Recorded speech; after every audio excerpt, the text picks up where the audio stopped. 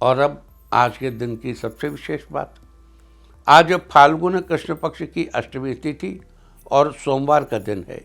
अष्टमी तिथि आज पूरा दिन पूरी रात पार करके कल सुबह 7:28 तक रहेगी। आज माता सीता की जयंती मनाई जाएगी। आप जानते ही हैं कि प्रत्येक वर्ष फाल्गुन कृष्ण पक्ष की अष्टमी तिथि को माता सीता का प्राकट्य दिवस माना जाता है। आज के दिन को सीता अष्टमी के नाम से भी जाना जाता है।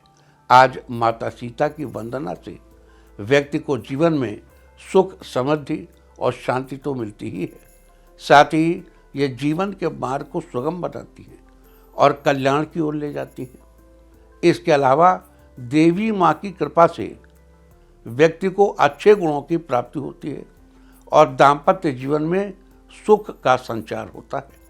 लिहाजा आज स्नान आदि के बाद माता सीता की हल्दी, चंदन और कुमकुम से पूजा करें, उनके आगे घी का दीपक जलाएं और श्रृंगार की वस्तुएं चढ़ाएं, साथ ही देवी माँ को किसी मीठी चीज़ का भोग लगाएं। इस प्रकार आज माता सीता की पूजा करने से आपकी सभी मनोकामनाएं पूरी होंगी। साथ ही आज कालाष्टमी भी बनाई जाएगी। इस दिन भगवान शंकर के भैरव स्वरूप की उपासना की जाती है। आज किसी पवित्र नदी या सरोवर में स्नान करने के बाद भैरव जी की पूजा करनी चाहिए। जो लोग देखो, अभी पहले हम माता सीता की बात कर रहे थे, तो अभी वो बात कंप्लीट नहीं हुई हमारी।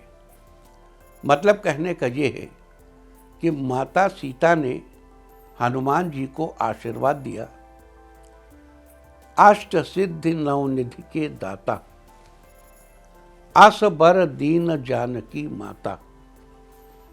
इस संसार में, इस सृष्टि में इतनी शक्ति किसके अंदर है जो दूसरे को ये वर दे दे कि तुम अन्य लोगों को अष्ट सिद्धि और नवनिधि ये दान कर सको।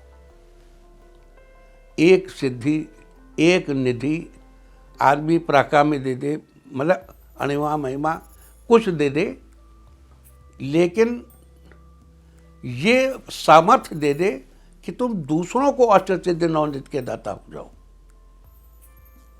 ये तो बड़ी अद्भुत सामर्थ्य की बात है। मेरा आपसे कहना यह है कि आप इस दिन एकांत चित्त होकर माता का स्मरण करें, माता का ध्यान करें, माता को प्रणाम करें, माता के चरणों की शक्ति में खो जाने का प्रयास करें, अपने आप को लय कर दें माता के अंदर,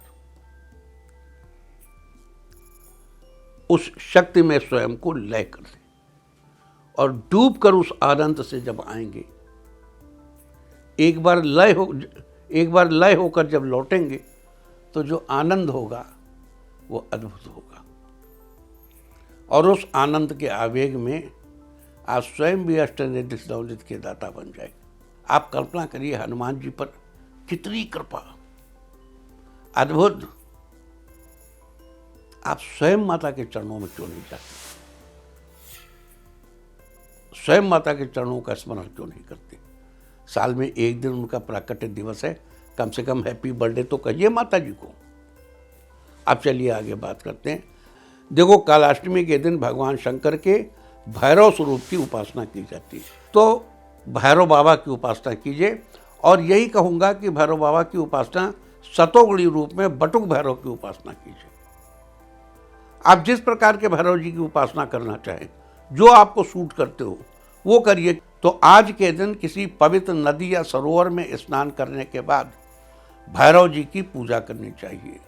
आंग क्रोंग ह्रींग बम बटुकाय पदुद्धरणाय कुरकुर बटुकाय बम ह्रींग क्रोंग आंग स्वाहा। जो लोग किसी नदी या तालाब में स्नान के लिए नहीं जा सकते, वो घर पर ही अपने स्नान के पानी में पवित्र नदियों का आवाहन करके स्नान कर लें। पानी रखा, गंगा, यमुना, गोदावरी सबको स्मरण कर लीजिए।